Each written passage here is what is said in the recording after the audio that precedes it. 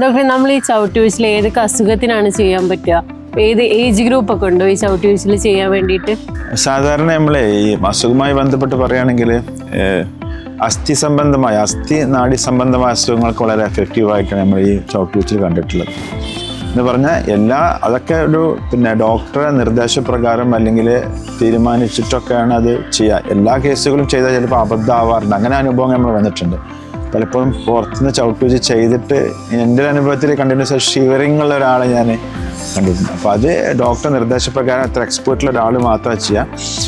അധികം നമ്മൾ ചെയ്തു വരാറുള്ളത് ഈ അസ്ഥി സംബന്ധമായ നാഡി സംബന്ധമായ അസുഖങ്ങൾക്കാണ് ചെയ്തു വരാറുള്ളത്. അതിലുപരി നമുക്ക് റിസൾട്ട് കിട്ടുന്ന ഒരു മേഖല എന്ന് പറഞ്ഞാൽ ഈ ബ്ലഡ് വെറ്റിങ്, അവിടെ മൂത്രം ഒഴിക്കണ കൺട്രോൾ ഇല്ലാതെ മൂത്രം കൊണ്ട് ചില കേസുകൾ ഉണ്ടാവില്ല നമുക്ക് അനുഭവത്തിൽ.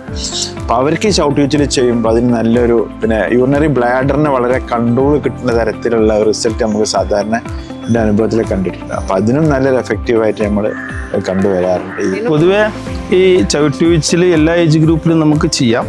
അതൊരു ഡോക്ടറുടെ തീരുമാനമാണ്. ആ ഡോക്ടർക്ക് അതിൻ്റെ ആ കേസ് ഡയഗ്നോസ് ചെയ്തിട്ട് ഇത് നമുക്ക് ചവിട്ടുവീഴ്ചയിൽ പറ്റിയതാണോ അല്ലേ എന്നുള്ളത് ഡോക്ടർക്ക് തീരുമാനിക്കുക. അത് എക്സ്പേർട്ടിന്, അതായത് ഡോക്ടർ മീൻസ് നമ്മുടെ ഈ ചവിട്ടുവീഴ്ചയിൽ എക്സ്പേർട്ടായ ഡോക്ടർക്ക് നമുക്ക് തീരുമാനിക്കാം. സാധാരണ 6 വയസ്സ് വരെയൊക്കെ നമ്മൾ ചില കുട്ടികൾക്കൊക്കെ നമ്മൾ കൈകൊണ്ട് ഇതേ പൊസിഷൻ തന്നെ കീപ്പ് ചെയ്തുകൊണ്ട് കൈകൊണ്ട് നമ്മൾ ചെയ്യാറുണ്ട്. കാരണം അത് ചില ഭാഗത്ത് നമുക്കങ്ങനെ കൂടുതലായിട്ട് പ്രഷർ കൊടുക്കാൻ കഴിയില്ല. ചില ഭാഗത്ത് പ്രഷർ വളരെ കുറച്ച് കൊടുക്കും വേണ്ടി വരും. അപ്പം അങ്ങനത്തെ അവസരങ്ങളൊക്കെ ചെറിയ കുട്ടികളാവുമ്പോൾ നമ്മൾ കൈയായിട്ട് ആ പൊസിഷൻ കീപ്പ് ചെയ്തുകൊണ്ട് നമ്മൾ ചെയ്യാറുണ്ട്. ബാക്കിയുള്ള എല്ലാവർക്കും നമുക്ക് ചെയ്യാം.